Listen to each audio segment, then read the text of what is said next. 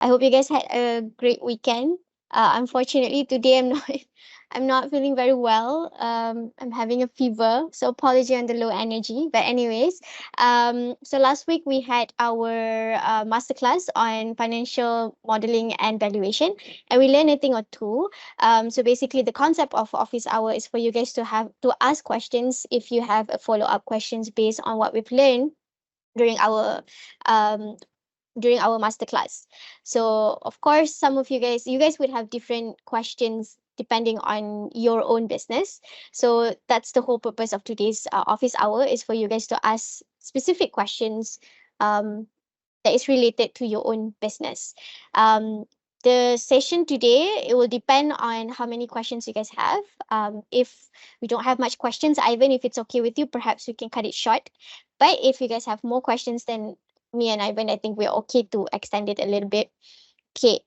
So of course, for office hour, I would just let you guys ask your questions. I would let you guys unmute yourself, and probably if you want to show your financial modeling, or maybe you want to show specific, I don't know, your deck, perhaps, and ask Ivan, get his opinion, his insights on it. Go ahead and do so. um, Okay. yeah, Yeah. Ivan, Yeah. over to you. Thank you, Amira. Yeah. Okay. Hope you are still okay. Yeah.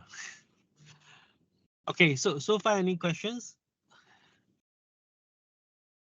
Anyone want to raise any questions? Also, side note, if you guys are looking to fundraise anytime soon, that's also something that you can ask Ivan. What is it that investors look at, or what will be the strategies? Yeah. So on fundraising, also Ivan would be able to help.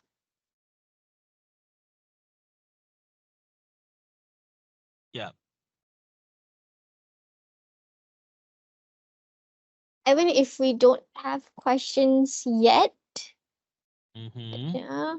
Hi, Amira. Can I Ah, ask a question? yes, go ahead. Yeah. Yeah. Yeah. Uh, hey, hi, Ivan. This is Deva here.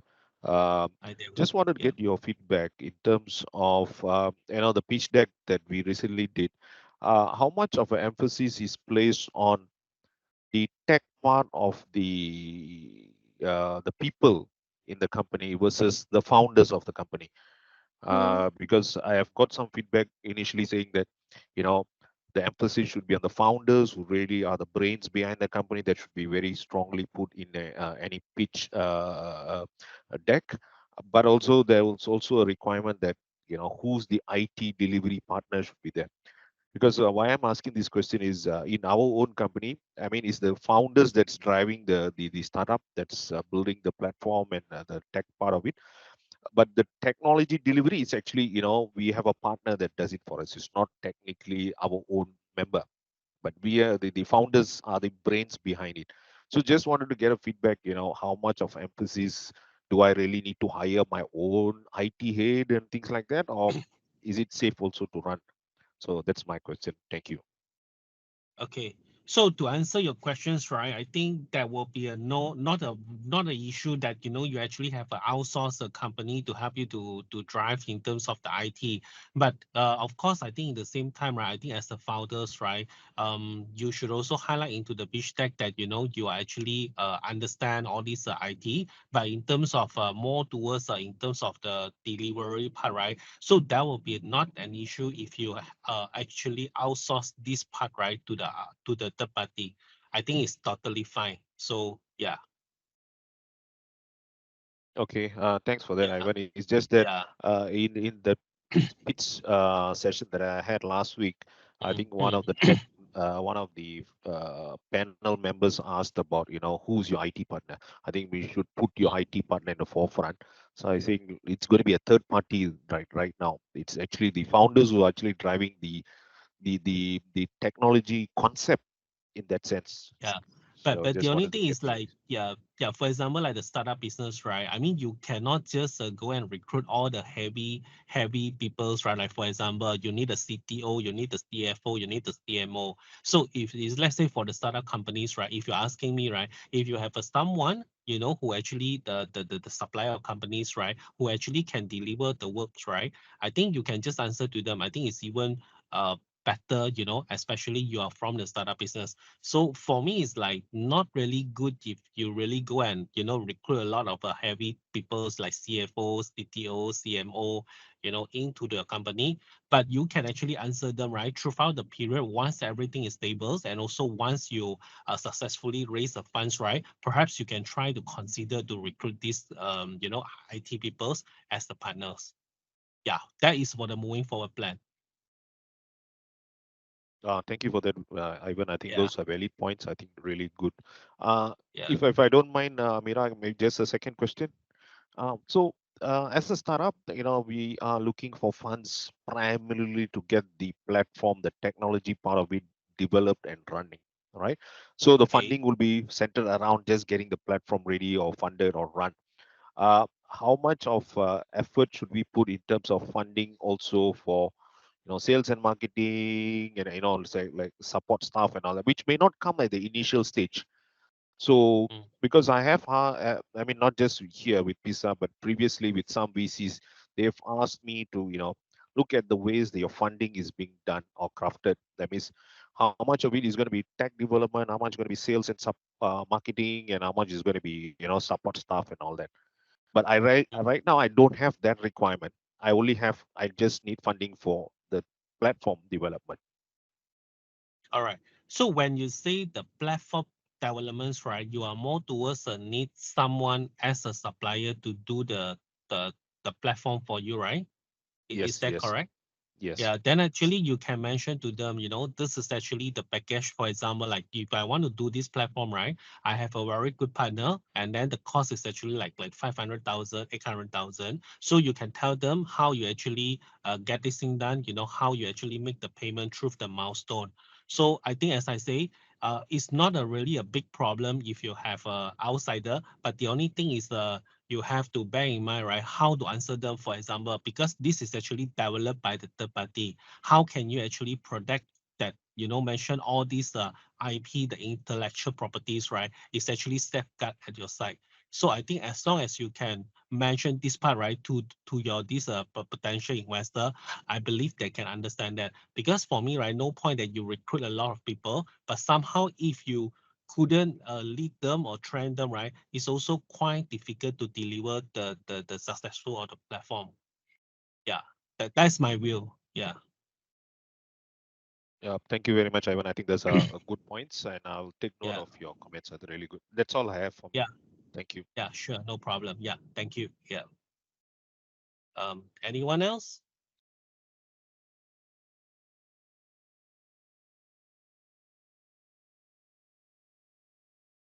Hi, Ivan. Hi, this is Hello, Amir. hi, I'm here. Hi. Yep. Okay. Okay. This is regarding the company valuation actually. Okay. Mm. Basically, when you started to start for fundraising, it is compulsory to do the company valuation first, or ourselves, or we let the investor do the valuation for us. Okay. Let's say, for example, you are startup companies, right? So basically, you only know that what is actually your strategy going to do and how you actually implement, and also you know that how much in terms of your revenue and profit in the future. So that's for sure that the valuation should become from your side first, then before the outsider, I mean the potential investor to look at it, because potential investor that will look at it, right, based on their experience and also based on their past experience. So perhaps in terms of your new startups companies, right, you may have your own different ideas, sales marketing idea, or maybe different strategy. So if you're asking me, right, it should become from you first, and then try to understand what is actually the potential investor they are looking at it. So see whether between your side and also the potential investor, you all can sing to each other or not. Yeah, then that will be good for the That would be good. fundraising. Okay, so I have attended previous company valuation seminar before this. They told me that me myself, basically the founder itself, one of the macam asset to the company. So Okay. sometimes they put the asset in your expertise, in my expertise, like 1 million. So is it one way to increase the company valuation? So Okay, so will say it will be part of it. Maybe I will try to further elaborate more details. All right. For example, if you are the new business owner, which only you start to run your own business. All right. So, but perhaps how the potential investor know how you actually behave and how you actually to do the business. You get what I mean? So if okay. that's the case, right, how they actually can put some of the valuation into the business owner. All right. Okay. So for example, if I'm saying another round, if let's say the business owner is actually a very famous person, the top 10, the richest man, in the Malaysia, right? So perhaps you're asking me, yeah, because of their name, right? Why they actually have this kind of the valuation? Because they have their past performance and result in the past. That's what actually how to bring the valuation when you say mention about a business person. Okay, but All right. consider our Yeah. expertise, or like our CV, like 10 years in the business field. Does it? Yeah, then they will look at what actually the successful project that you Project. actually in the past for the 10 years. Yeah, is it very remarkable or actually, a simple, so it really depends how your profile bring I you. see. Yeah. Yeah. All right. And then, Yeah. my last question, for financial financial Yeah. terms, for Yeah. a startup, how Yeah. much margin that we need to get from our sales to survive? Okay, this will be a very complicated questions. It really depends on what kind of the business industry you have. All right. Okay. For example, if let's say you are more towards in a how to say in a trading companies, right? The profit margin may be very less, but Yes. somehow in terms of the amount, right, it's very big. Your revenue may be a billion, but the margin is actually very thin. But however, some of the industry, for example, maybe some IT companies, right? In terms of the profit margin, that will be very high, but somehow it depends on whether they can get their project or not, like the property developers, like the construction. So each of the industry, they carry their own margin. But maybe can I know what is actually your business industry? Maybe I Okay. can, yeah. All right. So What's basically, your my industry is in life science, research company. So research okay? product trading company. So basically, we import from China, from US to sell in local Mm, university. But mm, we wanted to venture in manufacturing. For example, we wanted to do for testing toxicity testing. Since we do our mm, service mm, on cell cytotoxicity, so why not we do mm, on fish toxicity? So that's what I mm. wanted to bring in. Of course, our margin is from our product, we can get around 300% margin at the moment. Sorry, 300% margin. Yeah, 300% margin. All 300% right. margin for our product. It's just that Okay. the item is not that expensive lah. Like 1,000 ringgit per kit. Got some Okay. product 50 ringgit, 70 ringgit. Okay, all right, Mm-mm. understand. So for me, if let's say you mentioned about 300%, it's which means that something that is still not appear in the Malaysia market while you actually have this kind of the services. Am I Mm-mm. right? Yes, Yeah, correct. okay. So if you're asking me, that will be a very good margin. But somehow, just now I also heard that you mentioned that you're also doing a research and development. But Yes. for the research and development, sometimes it can be very burn off. I mean, your cash because you need to recruit a lot of people. So Yes. so you have to manage between the margin and also the research and development side. So these Okay. two are two separate different area. And of course, Uh, since you are saying you are the first one in Malaysia, so you can no, earn a not the good first one. margin. It's just second one, Yeah. basically. The second one. Okay, second one. Mm-mm. So you have to make sure how to impose your barrier, to actually, more competitor will come into Malaysia because if many competitors coming in, right? So definitely your price margin someday, you will Something. Yes. yeah, Yeah. you will That's what we continue. afraid also. So just that when we wanted to do our Yeah, service, we need the yeah. ISO lab. So to invest in ISO lab, of course, it takes around 85,000 ringgit to set up a Yeah. ISO lab. Yeah. So that's why Yeah. I'm what you call it? I cannot figure out how much yeah, like, of course, if let's say I'm doing the loan, I'm taking a loan from bank for Yeah. 200,000 ringgit. Just that Yeah. how do I pay off the installment, things like that lah. Yeah, I understand. So then you have to do a simple cash flow that to make sure Okay. that how much minimum revenue you get and also how much your profit margin. So that's how you get your cash flow. Okay. And of course, in the same time, if you want to invest some research and development, you also have to make sure that your funds and also your fundraising, right, being allocated for all these kind of thing. So then subsequently, then you will know that whether you have a surplus cash flow, right, to make sure to repay the installment for the next 2 years, 3 years. Yeah. Okay. Understand. Yeah. Oh, okay. Alright. Mm. Okay. Thank you. All And right. then one more Thank you thing. very One more much. thing. I mean, So oh, in terms of can. fundraising, so fundraising is Yeah. that they said basically it's an investor wanted us to pay back their investment, right? Okay. No, normally, right? If you are mentioned equity fundraising, right, there will be not need to repay back in terms of the capital. That's why we call it the equity fundraising. So this equity, right, is actually something like you give out your own company share capitals, which means yourself will be diluted your ownership. So this is the change in terms of the fundraising. But you just need to bear in mind, right? Some of the fundraising, right, they are using a preference share. And also this preference share, right, also call it something like the redeemables convertibles loan. So if that's the case, right, you have to be very careful. So some is actually redeemed. That means like, for example, I will give you a 1 million. You have to pay me 8% interest year 1, year 2, year 3. And the end of the year 3, you have to repay back the 1 million to me. So you have to be, yeah, it's only more towards the preference shares. If an ordinary share, all these things, right, is quite straightforward. Yeah. Alright. Okay, understand. All right. Okay. Yeah. Thank you. Okay, no problem. All right, we There's a have question in the chat. we have a question in the chat. Ivan, if I can read it for you. Okay, can. Okay, a bit basic. No, we welcome basic questions. How do you start doing a revenue projection if you don't have a number to start with? Basically, no previous data. How do you make sure that it's within your capacity, and how does within your capacity looks like for startup that is just about to start? So basically, for early stage startup with no revenue data at all before, so no number to start with. Perhaps you can Okay. recap again. Yeah. Okay, fine. Can I know who raised this question? Would it be okay that you try to explain to me what are the business that you are into, and also why you cannot determine the new selling price for your product or your services? Yeah. Yeah. Then I will be more easier to explain.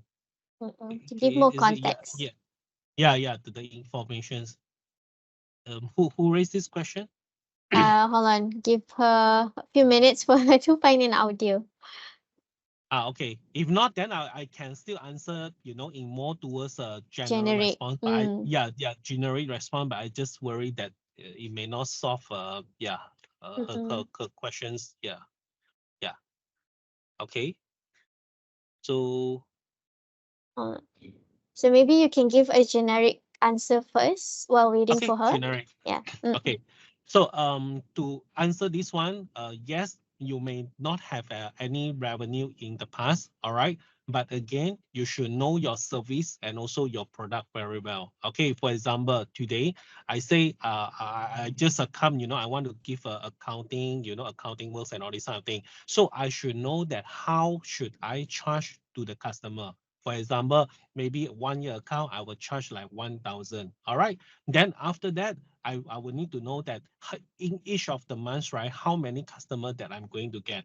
So, okay, for example, like 1 month each, one customer. So then perhaps I have about 12,000 revenue into my P&L. So this is actually the simple way to start to build what is actually the services, what are the product that you're going to sell. And then the second, how you actually estimate in terms of the number of your customer. So this will be the simple things that to start how to estimate your revenues. All right. But I'm not sure whether what are the difficulties to determine your selling price and all these things. So if you can let me know, what is your business industry, so maybe I can try to give some more detailed response on that. Yeah. So that's my response. Yeah. Did I answer questions or I didn't answer the question?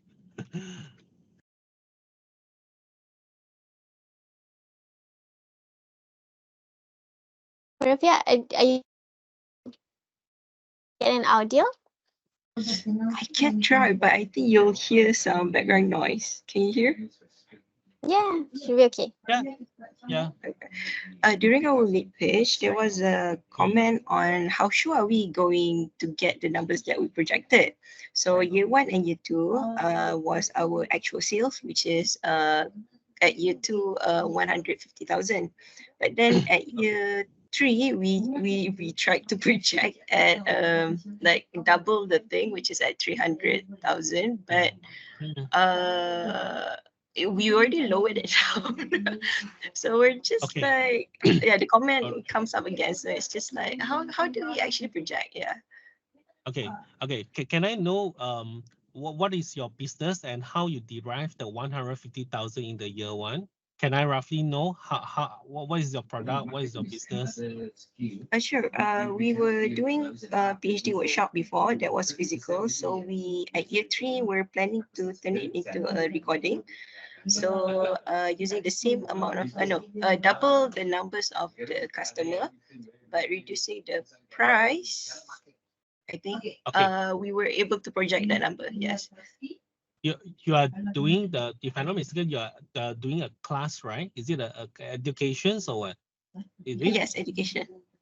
Okay, a class educations, right? Okay, so maybe I will try to give a simple way. For example, like you can actually recruit more tutor. For example, like 2 tutor can give you about 150,000 revenue, for example. All right. So then perhaps the year 2, right? I'm going to recruit, four person, another 4%. So it will actually can jump up my revenue. Then of course, if you say you mentioned you need another 4 tutors, right? Then perhaps you need to know that which location that you're going to expand. Maybe it's West Malaysia, East Malaysia, and all these things. So you have to make sure that if you want to expand, you also need to make sure that your strategy, business strategy also makes sense as well. You cannot just mention that you want to double up, but somehow you actually didn't do anything, right, to double up your revenue. You get what I mean? So you have to some strategy that how you actually expand the sales. And then, for example, I think I'm not sure, is that you, right? You mentioned that it's only about 5,000 university. Is that you? Yes, that one. Yeah. Yeah. So correct. So then my next question is like, for example, you not just doing about one program, right? But perhaps you can try to create another program content, which you actually also go back to the 5,000, but actually you have the 2 or 3 different type of the training program. So this is also one of the way, right? How to increase your revenue. So is this basically explained in go to the market slide area, or is it at the projection? It is in the projections. That's why I say you need to understand what is your business and actually how you can actually expand the business, through your business strategy. You get what I mean or not? I'll try. Yeah. So Mm. yeah, so you should have that's why I say some is actually you can expand your area. I'm not sure because you know your business well. All right. But for me, whatever the revenue, right, is a few things, either you increase your product, you increase your services, or either you increase, for example, you need the tutors, you increase your tutor, your number of tutor. So that means you have a more class you can be conducted and generate more revenue. You get what I mean? Then the fourth one, maybe it's not just in Malaysia. Maybe you can go for Singapore, can go for Indonesia. So you can have some collaboration, with other people's. So that is your business strategy, that how you play with, and then to expand your business and also your revenue. But of course, if you mention to me, right, you do not want to do anything and you just only have a 5,000, right, then perhaps your revenue may be just, stagnant from year to year. You get what I mean? No? Okay, noted. Got it. Yeah. Thank you. So you have to do something. Yeah. Noted. Thanks. Okay, all right. Okay, thank you. Yep. Yeah. Anyone else? Do you have any questions?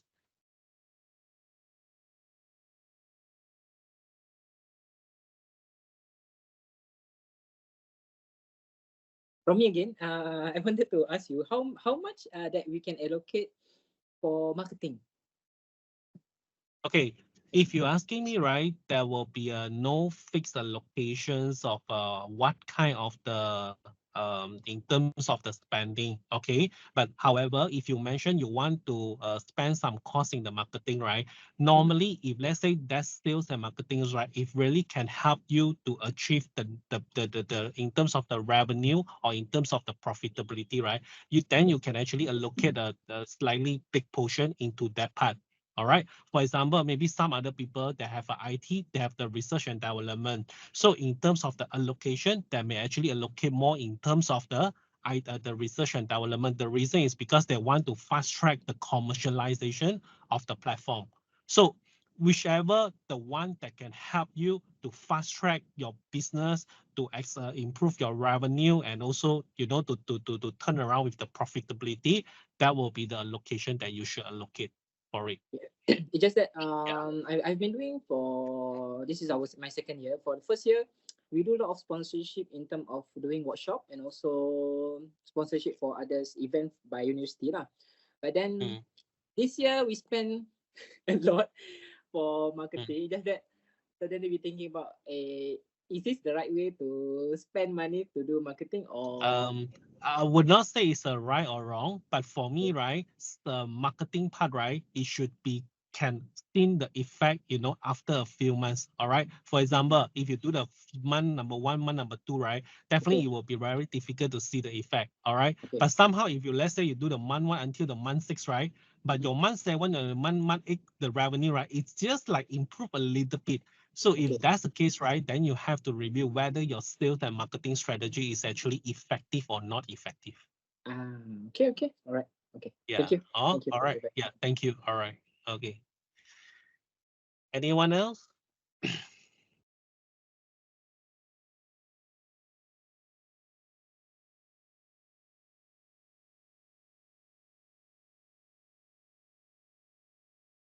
Any more So I believe, questions? yeah, I think financial modeling is not a difficult thing. Yeah. It's a easy. So I think should be fine.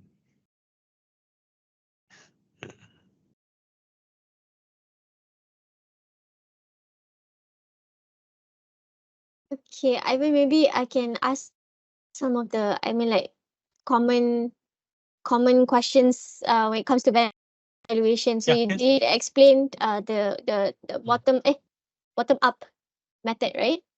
okay. Okay. Bottoms up. Project Okay. to Okay. basically, and yes, bottoms up. And Yeah. then there are different, just for the benefit of people who might not, who were not here during your masterclass, maybe you can summarize the valuation techniques that were commonly used for startups, and then which Okay. one would be the best one for the startups. Okay. For the startup, right, I think personally, I think the discounted cash flow methodology is still the best. All right. And then this discounted cash flow, right, as I'm the how to say the giving the master class the last week, right? So you can actually try to use the both way. One is actually the bottom up, another one is a top down.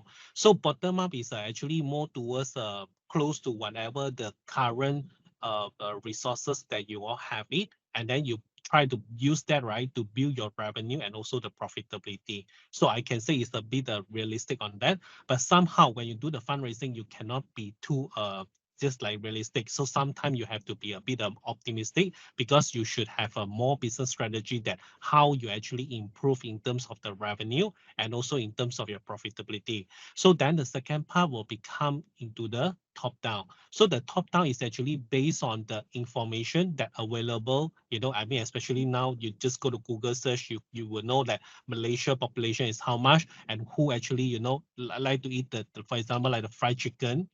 So all these market the information, available information, right? You can try to put it into your forecast and projection. So that will be make your in terms of your discounted cash flow, right, is look more attractive. All right. So then if that's the case, right, with a more better valuations, right, then you may not dilute it so much in terms of your equity interest, when you're doing the fundraising. And especially some of the startup business, right, they may doing a few round of the fundraising. So by the time you do a few round, right, maybe perhaps your equity interest, right, is also dropped to, like, let's say below 50%, right? So it will be very difficult to control the business. Oh, so when the time you want to do IPO and all this kind of thing, right? So it will be a bit difficult on that.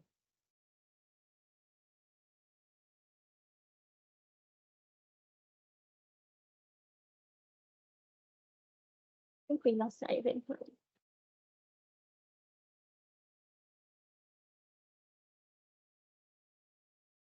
Hello, sorry. Yeah, can you hear me? No problem. Yes. Yes. You can continue.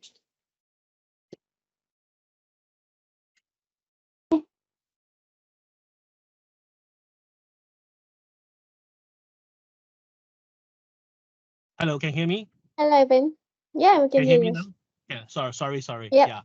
So yeah, that will be the diluted of the equity interest. So you have to be mindful when you're doing this financial modeling, especially the startup business. Yeah, it's not just that for this round, but you have to plan about the next few round that you're going to do the fundraising. Yeah. Do we engage All a right. professional valuation company?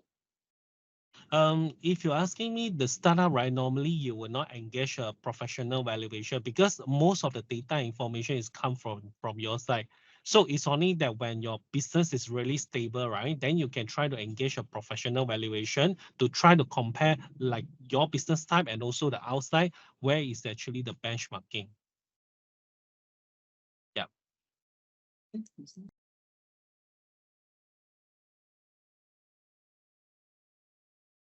Okay. Any more questions?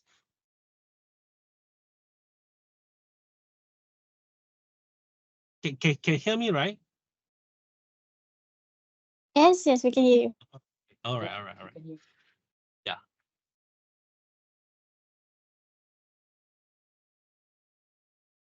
Okay, another common question, Ivan. Hold on. Yeah. Hello. S one Yeah. two three. I'm Okay. listening. You can Yeah. hear me? Yeah, I All right. can. Okay. Is when it comes to projection, they do we have to come up with different, like, the worst case scenario and the best case scenario, and then assume optimistic projections as well, especially when you're fundraising and you're trying to determine your valuation. Do you need to take account both? If you're asking me, right, it should be like between the base case and optimistic. Yeah, that would be my Mm-mm. view. Because sometimes if you're too optimistic, right, for example, you say the now I only earn about 100,000. If you mention that your next year, you straight away you can earn about 2 million. So that will be a very optimistic. But of course, if you can the how to say very confident you can deliver that kind of a profit, then it's fine. But if let's say if not, then it will be very difficult, to justify when investors saying, how come you're this year 100,000, but the next year you only generate about 200,000 while you actually forecasted about 2 million. So it's a bit Mm, too far away, from mm-mm, the realistic figures. Yeah. mm-mm. So they still need to deliver. So they keep in mind when you come up with a projection that you need to deliver at the end of Yeah. the day. Yeah. Correct. Yeah. Mm. Yeah. Any other questions, guys? Yeah.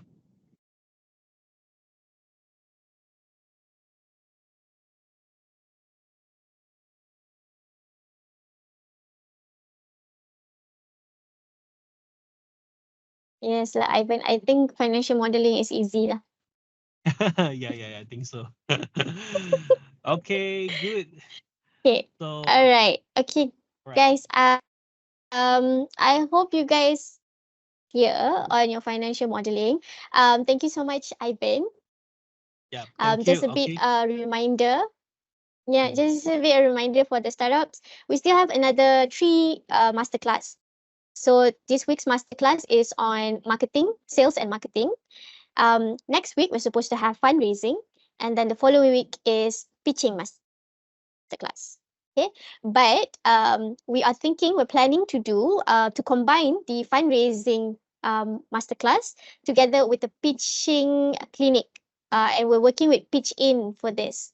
And we're planning to do this physically at Kuantan at Rumah Pahang, and this will be on the 4th of June. Okay, so during this, I think it will be like a whole day punya workshop. So in the morning, we'll learn about investment, fundraising, what investors are looking for. And then in the evening, we learn how to craft your pitch deck to be sexy for investors, like basically what you need to put in your pitch deck. And then we're gonna have a clinic where you will be pitching, and then we can give you feedbacks. So it'll be a 1 day workshop, okay, on the 4th of June.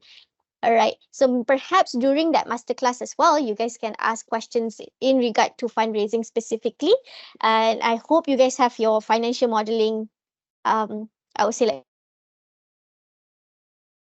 to have it clear so that you can ask your questions to the pitch in team on the 4th. Okay. All right. Thank you so much, Ivan. Thank you so much, Ivan, one startups. more thing. Yes. Ivan, Yes, Ken. okay, for fundraising, is it always pitching, or is it always sometimes when we do fundraising we need to submit a proposal, or always pitching actually? Mm. So sorry, you asking me questions Yeah, or yeah, what? asking Yes, you, yes. Amira. sorry. Yeah. Oh, I mean, sorry, like, sorry. Ivan, you can take this as well. Yeah. Oh, okay, okay. So sorry, Amir, again, your question Okay. is like, My question is that when we wanted to do fundraising, is it always pitching, Mm-mm. or does it sometimes we need to submit our proposal in document, complete document? Okay. So first of all, I think you should always have your pitch deck to be ready, whether Okay. you do any fundraising. And then of Okay. course the second thing is like it depends on who actually the person that engage you to submit the pitching. So some of them, right, if let's say for example like the pitching and all this thing, right, they are actually a platform. So normally you have to fill out some of the documents that require. But of course some of the fundraising, right, I mean different platform that may require different things. But always have to remember that your pitch deck, right, always have to be ready. Okay. All right. Yeah. Thank you. Thank you. All right. If I Thank you. can, hold on, if I can add on to that, like what Ivan Yeah. said, your pitch deck, you need to have. So there are different pitch decks according to different. I mean, like to cater different investors actually. So depends kalau you nak minta government grants, it's a different pitch deck. If it's with angel investors, then probably you need to do a different pitch deck. So this is what we're hoping to help you guys with during our class with Sam. Okay. Yeah. But at the end Thank of you. the day, it's always like the pitch deck, and the supporting documents would be a different thing. All right. Okay. Okay. Thank you so much, guys. If you guys still have questions, do reach out to your lead mentors, or you can come to me basically, and then I'll try to connect you with your ad hoc mentors as well. Thank you so much, guys, for joining our office hour today. Thank you so much, Ivan, for making Thank time. you. Thank you. All Thank you very right. much. I hope to Okay. see you guys in during our next masterclass on Thursday, 23rd. Okay. Okay. Good luck to everyone for the fundraising, and Thank you, also Amira. thank you, Thank you, Ivan. Amira. And yeah, Thank take care you. too, Amira. Okay. Thank you. All Thank right. Okay. you. Bye. Okay, bye. Okay. Bye.